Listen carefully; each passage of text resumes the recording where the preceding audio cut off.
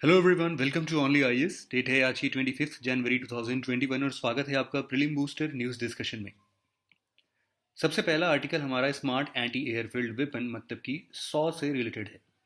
हाल फिलहाल में ये न्यूज़ में इसलिए रहा क्योंकि यहाँ पर ये जो ब्लू कलर की आप फाइटर जेट देख रहे हैं जिसको हॉक आई बोलते हैं। हॉक आई जो है वो हिंदुस्तान एरोनॉटिक्स लिमिटेड ने बनाया है।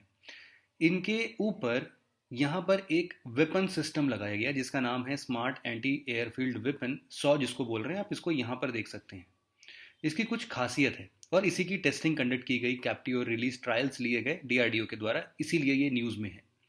तो ये सक्सेसफुल रहा। सबसे पहले ये समझना जरूरी है कि ये दूसरे मिसाइल सिस्टम से अलग कैसे है। देखो, इस वर्ड को हम तोड़ते हैं।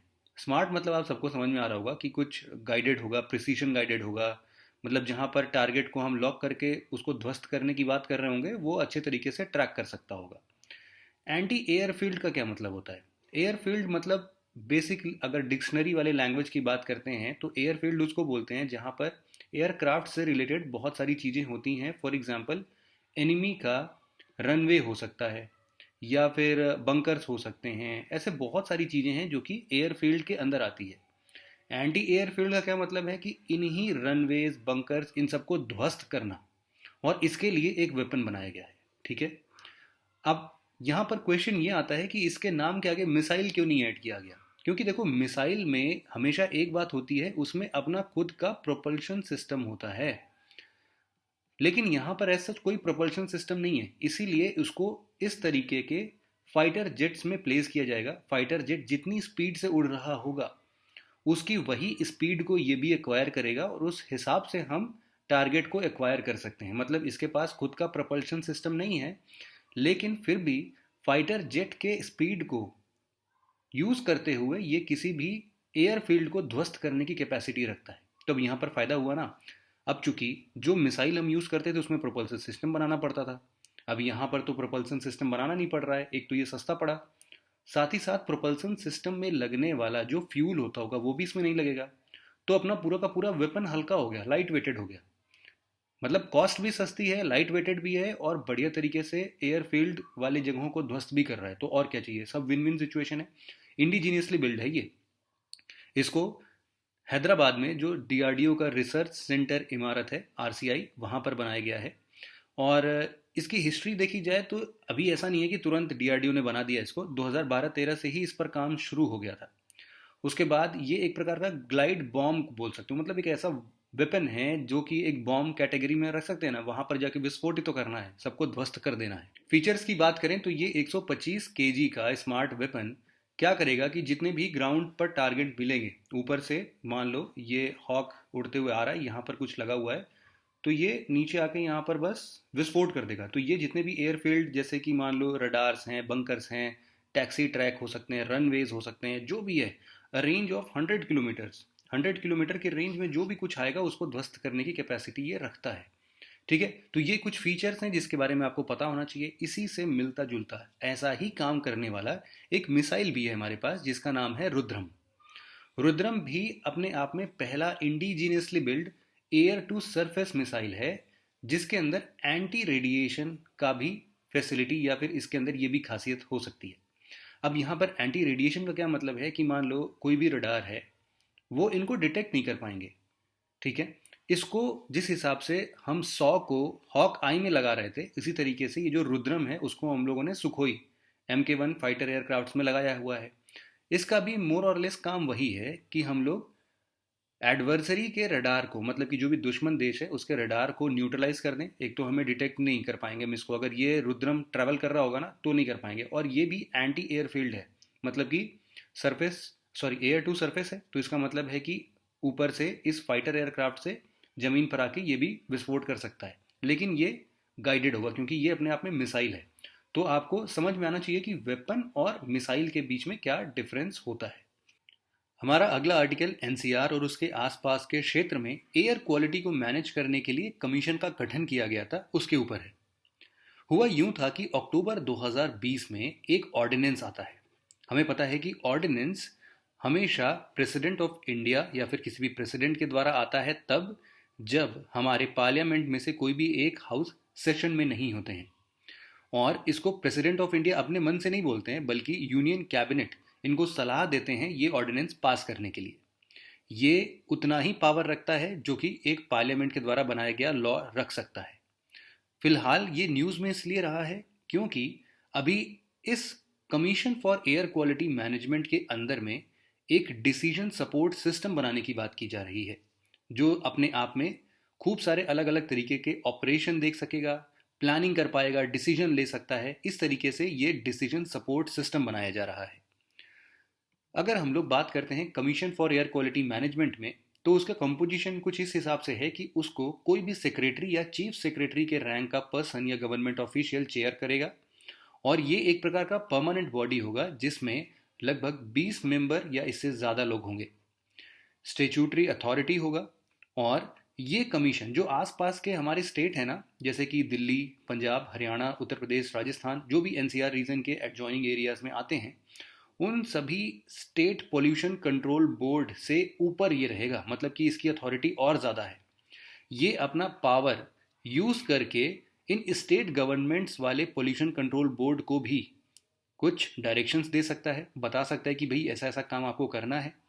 और इसका ज्यूरिसडिक्शन जो है कि कहाँ कहाँ पर ये अप्लाई हो सकता है, तो वो एनसीआर, उसमें वही हरियाणा, पंजाब, उत्तर प्रदेश, राजस्थान का भी कुछ एरिया इंक्लूड है, पूरा एनसीआर इंक्लूडेड है। और एयर पोल्यूशन के मामले में ये सीपीसीबी मतलब सेंट्रल पोल्यूशन कंट्रोल बोर्ड और इसरो की भी मदद ले रहा है, और उसके मदद के साथ साथ ये रेस्पेक्टिव स्टेट गवर्नमेंट्स को अपनी सलाह देगा। इसके पास पीनल पावर्स भी हैं। इसका मतलब ये है कि अगर मान लो कि कोई एक एरिया है जो कि रेस्ट्रिक्टेड एरिया था, यहाँ पर कोई भी इंडस्ट्री हमें नहीं बनानी थी लेकिन किसी ने बना दिया, उस केस में ये क्या कर सकता है, ये कमीशन, इसके पास पूरा अधिकार है कि इस इंडस्ट्री सेटअप करने वाले के ऊपर ये लगभग लगभग 1 करोड़ रुपए तक का फाइन लगा सकता है, या फिर इनको 5 साल की सजा भी देने का अधिकार इनके पास है। हमारा अगला article insolvency and bankruptcy code के सेक्शन 32A से रिलेटेड है। हाल फिलहाल में सुप्रीम कोर्ट का एक डिसीजन आया है जिसमें ऐसा बोला गया है कि कोई भी कॉरपोरेट डेटर कौन है, कोई भी एक ऐसा पर्सन जिसने उधारी ले रखी है, ठीक है, तो उधार में जीने वाला इंसान कहीं से भी उधार ले सकता है। हो सकता है कि बैंक से उधार लिया हो सकता है कि किसी फाइनेंशियल क्रेडिटर से उधार लिया हो, या फिर कहीं और भी फाइनेंशियल एजेंसीज होती हैं जिनसे उधार लिया हो, बहुत जगहों से उधार लिया हो सकता है। अगर अब ये पैसे नहीं चुका पा रहा है, मान लो कि एक पर्सन ए है जो कि कॉरपोरेट डेटर है, और ये अपनी कंपनी इसने जो भी चला रखी थी उससे जो भी पैसे मिल रहे थे या नहीं मिल रहे थे, इसका कंपनी नुकसान में जा रहा था, लेकिन ये उधार चुकाने में नाकामयाब रहा। तो अभी जितनी भी बैंक्स हैं या फिर फाइनेंशियल एजेंसीज हैं या फिर फाइनेंशियल क्रेडिटर्स हैं, उनके बिहाफ पर या फिर वो खुद ही वो लोग एक प्रोसेस इनके खिलाफ चला सकते हैं इंसॉल्वेंसी एंड बैंकरप्सी कोड के अंतर्गत। इस पूरे प्रोसेस का नाम है कॉरपोरेट इंसॉल्वेंसी रेजोल्यूशन प्रोसेस। इस इंसॉल्वेंसी रेजोल्यूशन प्रोसेस में क्या होगा कि ए अपने आप को इंसॉल्वेंट डिक्लेयर कर दे, और जो इसकी कंपनी है वो नीलाम कर दी जाए। मतलब कि लोग आए, इसकी बोली लगाएं और इसकी कंपनी बेच के इन लोग का पैसा चुका दिया जाए। ठीक है, इतनी बात समझ में आ गई। सुप्रीम कोर्ट ने ये बोला है कि कारपोरेट डेटर कोई भी ऑफेंस कर ले या फिर इसकी कंपनी का कोई भी पास्ट रिकॉर्ड रहा हो, लेकिन एक बार अगर किसी भी बिडर ने या फिर जो भी बोली लगा रहे हैं उन लोगों ने अगर इसको कंपनी को टेक ओवर कर लिया, तो फिर इन लोग के ऊपर कोई भी कार्रवाई नहीं की जाएगी on behalf of this fraudulent company. मान लो कि ए ने कुछ धांधलेबाजी की थी 2014 में, उन्होंने 500 करोड़ का घोटाला कर दिया था, ठीक, ये किसी को पता नहीं था।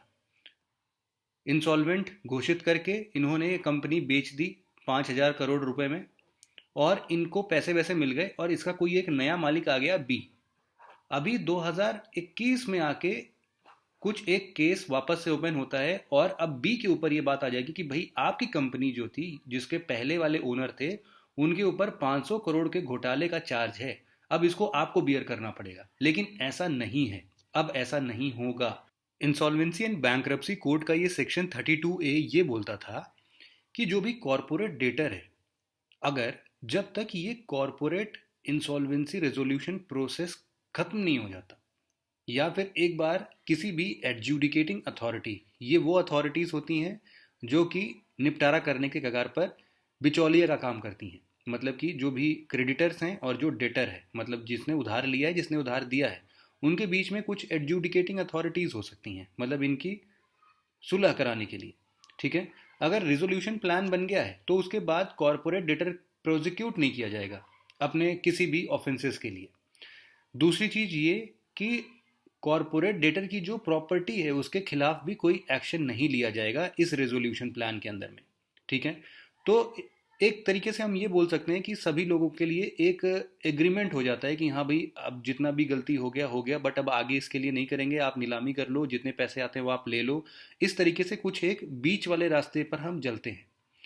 तो यहाँ पर सुप्रीम कोर्ट ने 32A को एक्सटेंड करते हुए जो अभी तक कॉरपोरेट डेटर को प्रोटेक्ट करता था, उन्होंने अब ये भी बोला है कि भाई इसके साथ साथ जो बिडर्स होते हैं ना, उनको भी हमें प्रोटेक्ट करना पड़ेगा। मतलब उनके ऊपर भी कोई कार्रवाई नहीं की जाएगी बाद में भी और उस टाइम पर भी। या फिर इवन ये भी नहीं पूछा जाएगा कि आप इतना पैसा कहाँ से लेके आ रहे हो इस चीज़ को खरीदने के लिए। मतलब ऐसे क्या हो रहा है कि मान लो कोई भी नीलामी चल रही है तो बिडर्स भी अब यहाँ पर आने के लिए डरते हैं कि उनके ऊपर भी कार्रवाई ना होने लगे, क्योंकि इसका ऑलरेडी इस कंपनी का ट्रैक रिकॉर्ड खराब है। इस खराब ट्रैक रिकॉर्ड वाले कंपनी में पैसे लगाएंगे तो इनके ऊपर भी इन्वेस्टिगेशंस होंगे, इसीलिए बिडर्स आते नहीं हैं। इसी बात को ध्यान में रखते हुए सुप्रीम कोर्ट ने कॉर्पोरेट डेटर के साथ साथ अब बिडर्स को भी प्रोटेक्शन दे दिया है कि कोई भी इन्वेस्टिगेटिंग एजेंसीज इन बिडर्स के ऊपर कोई भी इन्वेस्टिगेशंस नहीं चला सकते। साथ ही साथ आपको ये भी पता होना चाहिए कि ये जो सेक्शन 32A है, इसमें कोई भी पर्सन जो भी कॉरपोरेट डेटर के साथ में पकड़ा जाएगा, मतलब कि इसके साथ कोई भी रिलेशन समझ में आता है इस ऑफेंस को कंडक्ट करने के लिए, हो सकता है कि इसके कोई डेजिग्नेटेड पार्टनर्स हों, हो सकता है कि कोई ऑफिसर इंचार्ज हो जो कि इस तरीके से उसको पकड़ना चाहिए था बट वो भी इसमें इन्वॉल्व हो गया हो, उन सभी को अभी भी लायबल कंसीडर किया जाएगा। अगला आर्टिकल हमारा श्रम शक्ति पोर्टल से रिलेटेड है। हाल फिलहाल में union minister of tribal affairs ने श्रम शक्ति पोर्टल को लॉन्च किया है। याद रखिएगा ये ट्राइबल अफेयर मिनिस्ट्री है, लेबर वाली मिनिस्ट्री नहीं है। यहाँ पर श्रम शक्ति जो है वो एक प्रकार का नेशनल माइग्रेशन सपोर्ट के लिए पोर्टल बनाया जा रहा है। मतलब कि ये क्या करेगा, जितने भी ऐसे लेबर्स होते हैं उनके डेमोग्राफिक प्रोफाइल को रिकॉर्ड रखेगा, उनके लाइवलीहुड ऑप्शंस को देखेगा कि क्या क्या प्रोबेबल सिचुएशंस हो सकती हैं, कौन कौन से स्किल हैं उनके अंदर, अभी कौन सा और आना चाहिए, उनके माइग्रेशन का पैटर्न क्या है, इन सभी चीज़ों पर वो स्टडी कंडक्ट करेगा और ये पोर्टल पर ये सारी इंफॉर्मेशंस मिल जाएंगी। ये किस लिए फ़ायदेमंद होगा? अब चूंकि देखो हमारे स्टेट लेवल के बहुत सारे प्रोग्राम्स बनते हैं, नेशनल लेवल के बहुत सारे प्रोग्राम्स बनते हैं इन माइग्रेंट वर्कर्स के लिए, तो उनको हम अच्छे तरीके से फॉर्मुलेट कर सकेंगे। साथ ही साथ यहाँ पर ट्राइबल माइग्रेशन रिपोजिटरी बनाने की बात हो रही है जो कि हमारे डेटा गैप को एड्रेस करेंगे। हम सबको पता है कि हमारे कंट्री में डेटा गैप बहुत ज़्यादा है, मतलब हमारे पास डेटा की बहुत सारी कमियां हैं, उनको फुलफिल करने के लिए भी ये श्रम शक्ति पोर्टल हमारी मदद करेगा। अगला आर्टिकल हमारा श्री नारायण गुरु से रिलेटेड है। हाल फिलहाल में हमारे वाइस प्रेसिडेंट ने श्री नारायण गुरु की एक पोएम है जिसका इंग्लिश ट्रांसलेशन, जिसका नाम नॉट मेनी बट वन, इसको वर्चुअली लॉन्च किया है। इनके बारे में एक बार हम समझ लेते हैं श्री नारायण गुरु क्यों फेमस हैं। श्री नारायण गुरु 1856 से 1928 के पीरियड में रहे हैं। एक सोशल रिफॉर्मर थे साउथ इंडिया में। केरला को इन्होंने इम्प्रूव करने में या ट्रांसफॉर्म करने में बहुत बड़ा योगदान दिया है। अभी जो आज के केरलाइट्स हैं, जो उनका बिलीफ है, जो उनके सेंटिमेंट्स हैं, वो उस टाइम के हिसाब से अभी जो हैं वो काफ़ी बदल चुके हैं। सोशल फैब्रिक को चेंज करने में इनका बहुत बड़ा योगदान है अपने समय में। इनका एक बहुत फेमस रिफॉर्म मूवमेंट है अरावीपुरम मूवमेंट। आपको पता होगा कि यहाँ पर यूजुअली साउथ इंडिया में शुरुआती दिनों में ऐसा होता था कि केवल ब्राह्मण्स के पास ये मोनोपोली थी कि वो भगवान शिव को इंस्टॉल कर सकते थे टेम्पल्स में, उनकी मूर्ति पूजा कर सकते थे। ये डाउन ट्रोडेंस को ये हक नहीं दिया गया था। तो इसीलिए इन्होंने क्या किया कि केरला के अरावीपुरम में इन्होंने शिव की प्रतिमा इंस्टॉल कर दी और बोला कि भाई इस इमेज या फिर ये जो भगवान की इमेज है इस पे कोई भी पूजा कर सकता है, इस पे ब्राह्मण्स की मोनोपोली नहीं है। तो उन सबसे लड़ते हुए ऐसा इन्होंने काम किया था जिसको फेमस अरावीपुरम मूवमेंट के नाम से भी जाना जाता है। इन्होंने ना वननेस की बात की थी कि ये पूरा ह्यूमैनिटी वननेस पर टिकी है। यहाँ पर कोई भी कास्ट, क्रीड, कलर, इन सब के बेसिस पर हम लोग डिस्क्रिमिनेट नहीं कर सकते किसी को। यहाँ पर इन्होंने कास्टिज्म के खिलाफ बहुत बड़ी लड़ाई लड़ी। इसके बाद इन्होंने ये भी बोला कि सुपरस्टिशियस बहुत ज़्यादा है हमारा हिंदू कल्चर। उस फंडामेंटल हिंदू कल्चर के कन्वेंशंस को, जो कि कास्ट के ऊपर आधारित है, ऐसे सुपरस्टिशियस बातों को इन्होंने खत्म कर दिया, डिनाउंस कर दिया, बोला कि मैं मानता ही नहीं हूं इन सब चीज़ों को। और जो भी डाउन ट्रोडन थे उनके सोशल अपलिफ्टमेंट की बात की, उनके लिए खूब सारे एजुकेशनल इंस्टीट्यूशन का गठन किया, टेम्पल्स बनाए जिससे कि वो भी पूजा पाठ कर सकें और उनको भी बराबर का हक मिल सके। यहाँ पर एक और बहुत ही इंपॉर्टेंट इंसिडेंट्स है यहाँ पर कलावन कोडे में। इन्होंने क्या किया कि किसी आइडल को कॉन्सिक्रेट करने के जगह पर इन्होंने मिरर्स लगा दिए। कॉन्सिक्रेट करने का मतलब ये होता है कि हम किसी भी शुद्ध चीज़ों को, जैसे कि हमारा आइडल है या फिर ऐसा कोई भी सम्मानित चीज़ है, उसको कहीं पर स्थापित करते हैं, उसको बोलते हैं कॉन्सिक्रेट। तो इन्होंने मिरर्स कॉन्सिक्रेट कर दिए। इससे क्या होता है कि इन्होंने ये समझाने की कोशिश की कि भगवान हम सबके भीतर है और ये जो डिवाइन है ना, हम सभी इंडिविजुअल्स में हैं, ऐसा कोई भी यहाँ पर डिफरेंस क्रिएट नहीं हो सकता है। इन्होंने कलाडी में अद्वैत आश्रम की स्थापना की थी और साथ ही साथ इन्होंने वाइकॉम सत्याग्रह को भी सपोर्ट किया था। आप सबको पता होगा वाइकॉम सत्याग्रह को, ट्रावेनकोर वाला।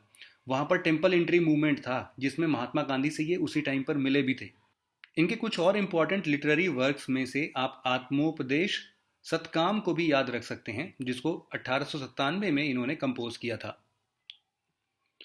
हमारा अगला article Indian telecom service and performance index से रिलेटेड है। हाल फिलहाल में ट्राई मतलब कि telecom regulatory authority of India ने इस रिपोर्ट को जारी किया है। इस रिपोर्ट के अंदर जब इस इंडेक्स की बात हो रही थी तो इसके पैरामीटर्स को इन्होंने इस हिसाब से रखा है कि कितने लोग अभी हाल फिलहाल में टेलीकॉम सब्सक्राइबर्स हैं, कितने लोग अभी इंटरनेट या ब्रॉडबैंड यूज़ कर रहे हैं, कितने लोग केबल सर्विस या फिर ब्रॉडकास्टिंग सर्विस को यूज़ कर रहे हैं, कितना रेवेन्यू जनरेट हो रहा है, कितना यूज़ हो रहा है, डेटा कितना यूज़ करते हैं। इन्हीं सब बातों पर ये पूरा परफॉर्मेंस इंडेक्स बेस्ड है। इस रिपोर्ट के कुछ हाइलाइट्स इस हिसाब से हैं कि हाल फिलहाल के समय में हम देख रहे हैं कि पिछले क्वार्टर्स के कंपैरिजन में इस क्वार्टर में जो टेलीफोन सब्सक्राइबर्स हैं उनका 0.7% इजाफा देखने को मिलता है। लेकिन ये जो 0.7% का इजाफा है, अगर हम उसको प्रीवियस ईयर से कंपेयर करें ना, तो प्रीवियस ईयर में इसी क्वार्टर में हमें और ज़्यादा इंक्रीमेंट देखने को मिला था। मतलब पिछले साल के कंपैरिजन में कम ही बढ़ोतरी हुई है, बढ़ोतरी तो हुई है लेकिन कम हुई है। जो total number of internet subscriber हैं उनमें भी इजाफा देखने को मिला है 3.66% का। जो ब्रॉडबैंड सब्सक्राइबर हैं वो भी बढ़े हैं, लेकिन नैरो बैंड सब्सक्राइबर कम हो गए हैं। यहाँ पर आपके मन में एक क्वेश्चन आता है और इसका आंसर आपको कमेंट सेक्शन में बताना है कि ये जो ब्रॉड बैंड है और नैरो बैंड है इसके बीच में क्या डिफरेंस होता है। ठीक है। फिर इसके बाद ये भी बताया गया कि जो भी DTH मतलब डायरेक्ट टू होम सर्विस 2003 के बाद आई थी, तो उन सभी जगहों के बाद, उस समय के बाद जो टेलीकॉम सर्विस है इंडिया में वो काफ़ी अच्छे से ग्रो कर रही है। अगला आर्टिकल हमारा उसेरिया जोशी से रिलेटेड है। ये एक प्रकार की चींटी की बहुत ही रेयर जीनस है। इसको हाल फिलहाल में यहाँ पर आप देख सकते हैं पेरिया टाइगर रिजर्व है, वहाँ पर इसको ट्रेस किया गया है। ये जो रेयर जीनस है, इसका नाम जो यहाँ पर जोशी आप देख रहे हो, ये हमारे बहुत ही डिस्टिंग्विश्ड इवोल्यूशनरी बायोलॉजिस्ट हैं। Jawaharlal Nehru centre for advance research scientific research के अंदर में प्रोफेसर अमिताभ जोशी, उनके नाम पर ये दिया गया। ये जो रिसर्च सेंटर की हम बात कर रहे हैं, ये गवर्नमेंट ऑफ इंडिया के अंदर में department of science and technology की एक ऑटोनोमस इंस्टीट्यूशन है। इस चींटी के बारे में थोड़ी सी और बात करें तो इसके पास 10 सेगमेंटेड एंटीना हैं, जो इसको थोड़ा डिफरेंट बनाती है और बहुत पुराना लीनिएज हम बोल सकते हैं, हम ट्रैक कर सकते हैं। इसीलिए ये एकमात्र का ऐसा मॉडल ऑर्गेनिज्म है जो कि हमें देखने को मिलता है। तो बहुत ही रेयर स्पीशीज़ है, बस इतना ही याद रखना है आपको। फटाफट से क्विक रिवीजन करते हैं ट्रू फॉल्स के फॉर्म में। Smart anti airfield weapon system 100, ये बोल रहे हैं कि 125 kg का ये स्मार्ट वेपन है जो कि 1000 किलोमीटर तक की रेंज में एनिमी के एयरफील्ड एसेट्स को डिस्ट्रॉय कर सकता है। यहाँ पर हमने पढ़ा था कि ये जो रेंज है वो 100 किलोमीटर का ही है, इसीलिए ये स्टेटमेंट फॉल्स हो जाता है। अगला Indian telecom service and performance index, ये नीति आयोग के द्वारा नहीं बल्कि ट्राई के द्वारा, telecom regulatory authority of India के द्वारा रिलीज किया जाता है। ये भी स्टेटमेंट फॉल्स है। अगला क्वेश्चन है कि श्री नारायण गुरु ने अनुकंपा दशाकम भी लिखी है। तो हाँ, बेशक ये हमने पढ़ा नहीं है, बट फिर भी इन्होंने ही लिखी है। ये अनुकंपा दशाकम मलयालम भाषा में है। ये स्टेटमेंट ट्रू है। IBC का सेक्शन 32A होना चाहिए। यहाँ पर ये कहता है कि ये protection public sector banking companies को केवल देता है, जो कि गलत है। अपने आप में ये हमने देखा कि ये किसके लिए है, ये है कॉरपोरेट डेटर्स के लिए, तो ये स्टेटमेंट भी फॉल्स हो जाता है। तो बस आज के डिस्कशन में इतना ही था। Thank you very much for listening it very patiently friends. Have a nice day.